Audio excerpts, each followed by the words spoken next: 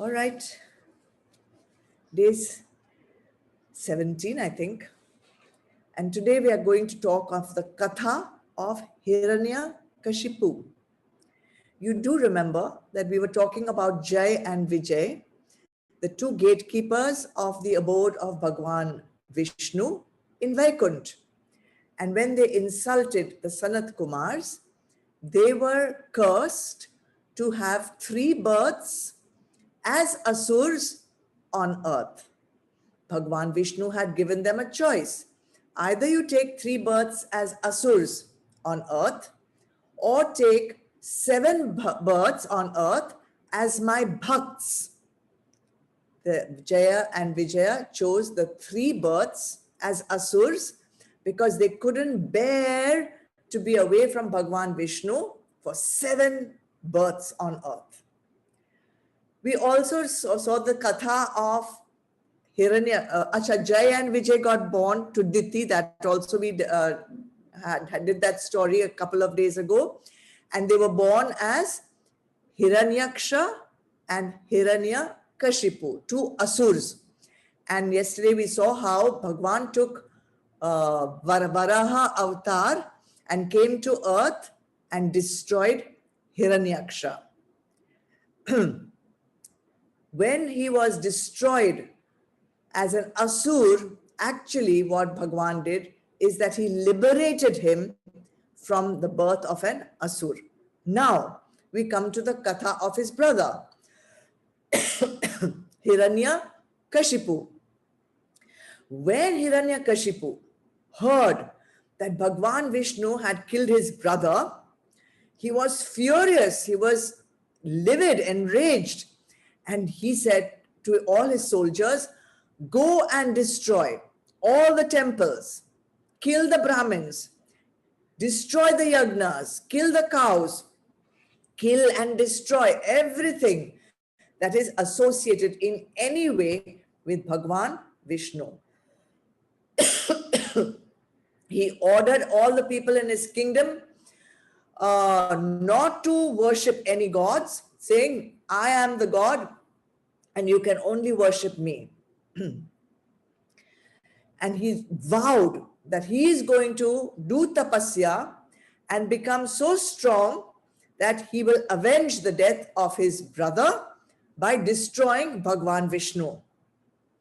He did kadai tapasya, really strong penance.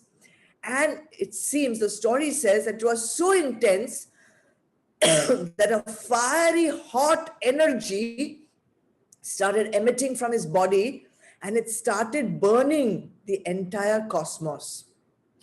All the devtas went to Brahmadev and said, do something, stop this tapasya, everything will get burnt.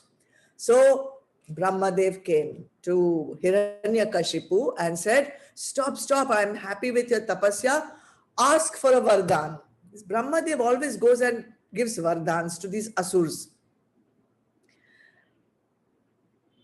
Now, one lesson we have to learn from here. Doing tapasya is not a wrong thing. Tapasya is very good to do.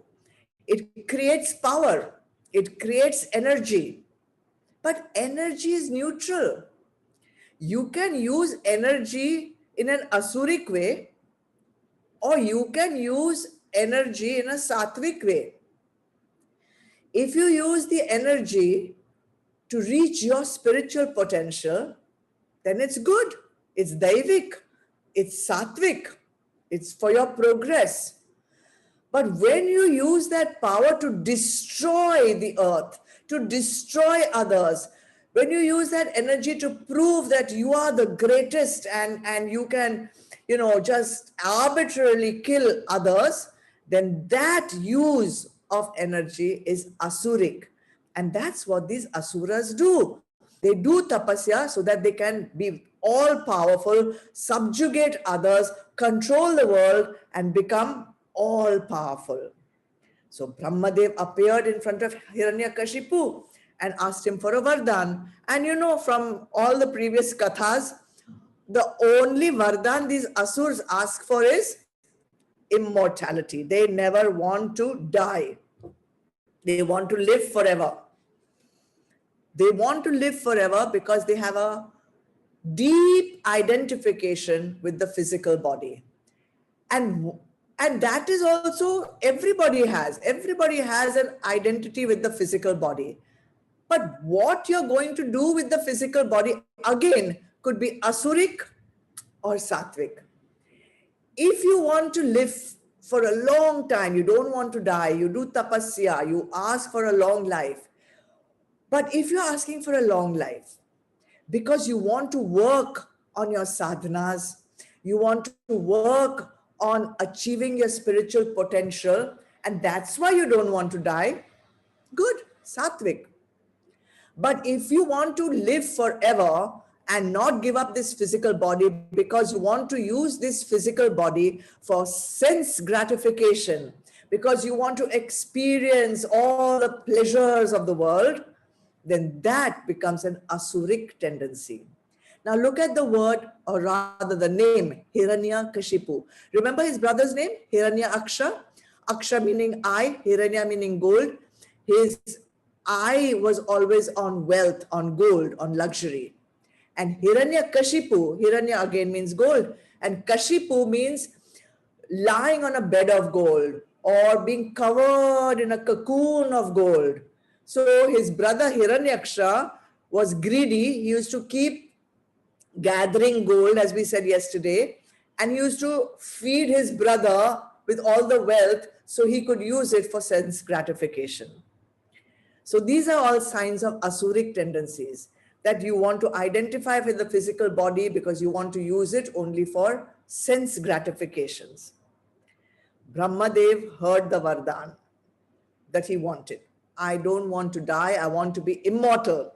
Brahmadev also was quite clever. He said, look, my department is about creation. My department is not about who should die and who should live for immortality. That destruction and all is not in my hands. So you better change your Vardhan. I cannot give you that Vardhan of not being destroyed. Hiranyakashipu, obviously being an Asur, thought that he is very smart. So he thought for a while, he said, I'll modify the words of my Vardhan. He said, I don't want to be destroyed by anything or anyone that you have created. I don't want to be killed by anyone inside the house or outside the house. I don't want to be killed in the sky. I don't want to be killed on the earth. I don't want to be killed at night, nor do I want to be killed in the day. I don't want to be killed by any man, nor by any animal. And I don't want to be killed by anyone's hand or by anyone's weapon. He thought he was too smart by giving all this, this and that and all. But Brahmadev was even more smart. He simply said, Tathastu, so be it.